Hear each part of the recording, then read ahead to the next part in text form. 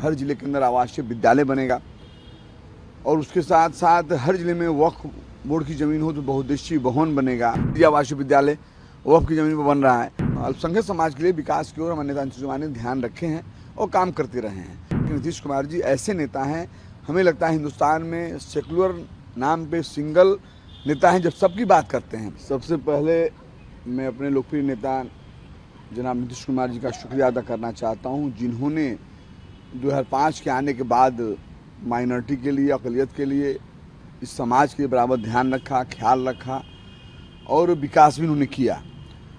2005 के बाद में देखा होगा कि एनडीए के साथ रहकर ही उन्होंने कब्रिस्तान की घेराबंदी पहली बार लगभग 8,000 से ऊपर उन्होंने कराया। उनके साथ रहते हुए भी निर्देशित के अधिकारियों का स्वीकृत कराएं, हर जिले के अंदर आवासीय विद्यालय बनेगा और उसके साथ साथ हर जिले में वक्फ बोर्ड की ज़मीन हो तो बहुउद्देशीय भवन बनेगा। साथ साथ में एक हॉस्टल, 2 हॉस्टल यानी बच्चे के अलग, बच्चियों के लिए अलग बनेगा पूरे जिला में। और मदरसा को लेकर चिंतित रहे। उससे पहले मदरसा में क्या था आप भी जानते हैं, मैं भी जानता हूँ। मदरसा का उनके आने के बाद मदरसा को शुद्धिकरण की व्यवस्था उन्होंने कराया, जो आधुनिक ज़माने में जो होना चाहिए।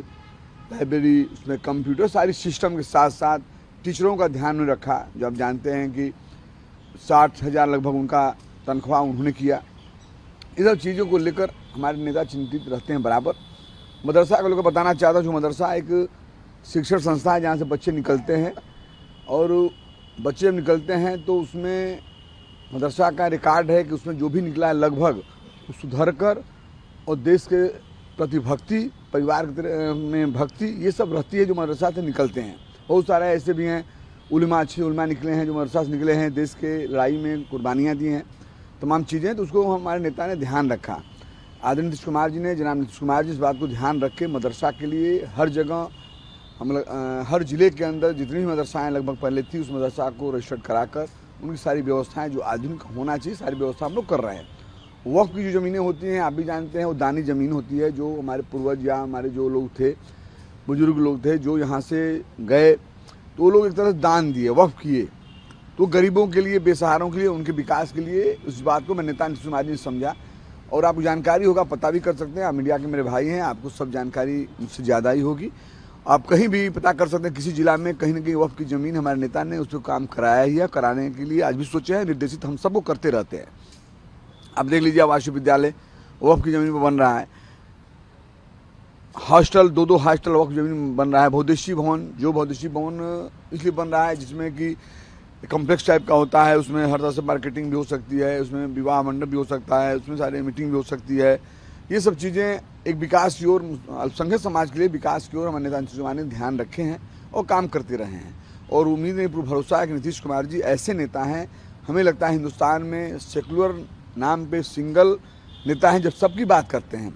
ऐसा नहीं कि एक ही जात की बात करते हो, हर जमात, हर जात की बात करते हैं। जात की राजनीति नहीं, वो जमात की राजनीति करते हैं, सबको लेकर चलने की बात करते हैं। जो संविधान में है, जो बाबा साहब डॉक्टर B.आर. अम्बेडकर ने संविधान दिया है, उस मुताबिक बिहार के साथ देश को चलाना चाहते हैं। आज देख रहे हैं देश के अंदर भी वो मौजूद हैं और देश को भी चाहते हैं शांति साथ साथ विकास हो।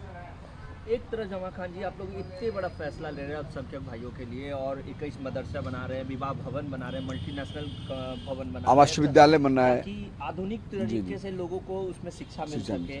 लेकिन आपके जो विरोधी है राष्ट्रीय जनता दल, वो तो आप पे ही आरोप लगा रहे हैं कि नीतीश कुमार खुद को सेकुलर पार्टी बताते हैं, उनकी पार्टी सेकुलर है, लेकिन जब वक्त में बिल में संशोधन हुआ उस समय तो वो चुप्पी साध गए। मैं तो यही कहूँगा, बहुत ज़्यादा उनकी आलोचना नहीं करना चाहता, चूँकि इस बिहार कि जनता ने उनको भी, उनके परिवार को भी मौका दिया था। मैं इतना कहना चाहूँगा उनसे, जो लोग बात बोल रहे हैं, आलोचना नहीं करना चाहता। आलोचना करना भी अपने बेइज्जती समझता हूँ, चूँकि मैं जानता हूँ नीतीश कुमार जी के विकास के नाम पर, सौहार्द भाईचारा के नाम पर कोई भी नहीं है बिहार के अंदर जो कि हम उनकी आलोचना करें। कहीं लड़ाई में होता, कहीं आगे पीछे होता, यहाँ कोई मतलब ही इनका नहीं है। लेकिन जो आपने कहा है, बताना चाहता हूँ, उनको भी याद आना चाहिए, युवा रहे होंगे और बच्चे रहे होंगे जो माता पिता इस बिहार को संभाल रहे थे, ठग रहे थे, इस बिहार को बर्बाद कर रहे थे, बिहार के सौहार्द को बिगाड़ रहे थे, बिहार का विकास का कोई ध्यान नहीं था उनका। उनसे भी सवाल करना चाहिए। मेरे नेता पर क्या सवाल करेंगे? जो मेरा नेता कोरा कागज है, कहीं दाग अगर बता देगा, मैं बराबर कहता हूँ, मैं छात्र राजनीति का सफर तय किया हूँ, मैं कहता हूँ कि राजनीति छोड़ दूंगा। एक आदमी हम पार्टी के हैं वो बात नहीं मैं करता। आम जनमानस में आप जाइए, कोई एक शब्द कह देगा मैं राजनीति छोड़ दूंगा कि आज नीतीश कुमार जी कहीं कोई दाग हो। नीतीश कुमार जी का सोच बिहार का विकास, बिहार के अंदर सौहार्द बना रहे, भाईचारा बना रहे, हर समाज का विकास हो और सौहार्द के साथ साथ विकास हो, इस पर नीतीश कुमार जी ने ध्यान दिया है। आदरणीय नीतीश कुमार जी इतने बड़े लोकप्रिय नेता हैं, जिसको चाहते हाथ रखते कहाँ से कहाँ चला जाता, लेकिन ऐसे सेकुलर हमारा नेता, ईमानदार नेता, जिस नेता ने पूरे बिहार को अपना भाई, अपना समाज, अपना परिवार, अपना दम ये मानकर पूरे बिहार के आवाम को, हर जाति को लेकर चले और पूरे बिहार के परिवार, पूरे बिहार के समाज को अपना परिवार समझकर उसको आगे बढ़ाए। मैं ये कहना चाहता हूँ, जो ये लोग बोल रहा है उनके अंदर कितने छेद हैं मैं बताना नहीं चाहता, तो सब जानता है, बार बार बताना कोई अच्छी बात नहीं है। हम लोग आलोचना नहीं करना चाहते। और दाग अगर लगाना चाहेंगे आप अपने सगे भाई पर लगा सकते हैं, अगर दाग लगाना चाहेंगे तो पिताजी पर लगा सकते हैं, कोई ना कोई कमी निकाल सकते हैं, मगर अगर अच्छे निगाह से देखेंगे, अच्छे चश्मे से देखेंगे।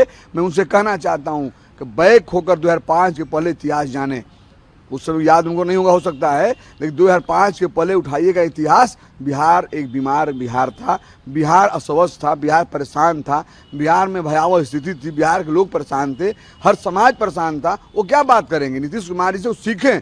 अगर आगे बढ़ना है तो मैं ये कहना चाहता हूँ कि नीतीश कुमार जी से वो सीखें। अगर अपने माता पिता से सीखेंगे तो जो उन्होंने काम बिहार के अंदर किया है, देश जानता है, देश थरथरा रहा था इनके शासन काल में, और बिहार के नाम पर लोग जाते थे, अदर स्टेट में सम्मान नहीं मिलता था, चेहरे लोग मोड़ लेते थे। आज बिहार के अवाम, बिहार की जनता, बिहार कार्यकर्ता, बिहार के लोग किसी स्टेट में, किसी देश में जाते हैं तो नीतीश कुमार जी के नाम पर उनको सम्मान मिलता है, हम सबका सीना चौड़ा होता है। लेकिन मुस्लिम विरोधी बताया जा रहा है। एक तरफ अल्पसंख्यक समाज प्रकोष्ठ का बैठक करते हैं तेजस्वी और कहते हैं कि ये तो हमारे भाई हैं, इनको समझना है कि ये इनके साथ कौन। यही तो बात है, यही तो बोल बोल के ठगते हैं वो लोग।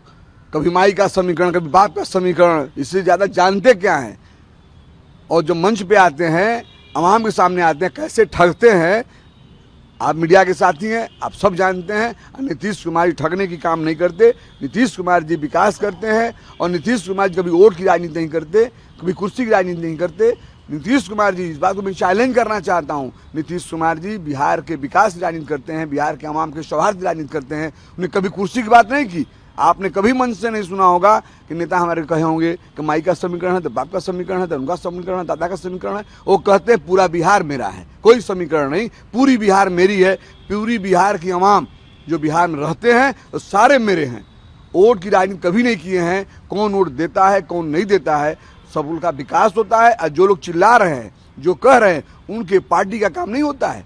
जिस क्षेत्र में विकास नेता ने किया है उनके पार्टी के लोग वहाँ नहीं रहते हैं, लेकिन मेरे नेता ने सबका काम किया है, सबका विकास किया। मैं इस बात को चैलेंज करना चाहता हूं कि हमारे बिहार के अंदर न रोड तो नहीं था, सब जानता है, बिजली नहीं थी, शिक्षा की कोई व्यवस्था नहीं थी, सौहार्द भाईचारा नहीं था, दंगे होते थे। वो लोग क्या बात करेंगे? आपको याद होगा भागलपुर का दंगा, जो आज माई का समीकरण देकर ठगने का काम कर रहे हैं, जो आज अल्पसंख्यक प्रकोष्ठ का मीटिंग करके ठगने का काम कर रहे हैं। मैं उनसे पूछना चाहता हूं, भागलपुर के अंदर जो दंगे हुए उसका आपने कभी बात किया?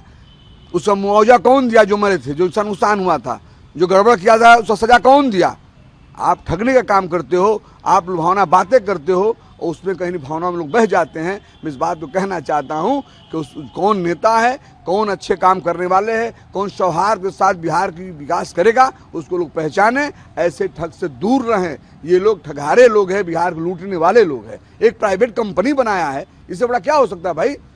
पूरी माता जी, पिताजी, भाई बहन, किसके लिए? बिहार को लूटने के लिए।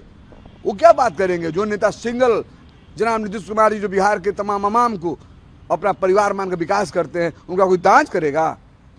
इन मदरसों में कितनी राशि लगेगी? क्योंकि 21 मदरसे बनाने की बात हो रही है, तो ओवरऑल कितनी राशि? देखिए, जगह जगह से जो स्वीकृत किया जाता है, जो आकलन बनती है, जो वहाँ का जिसे प्रोसेस जाता है आगे, जिस हिसाब से मदरसा बड़ा है, छोटा है, कहीं 2 करोड़ है, कहीं 4 करोड़ है, कि 5 करोड़ है, कि 1 करोड़ है, कि 10 करोड़ भी लग सकता है, ऐसे होकर वो बनता है।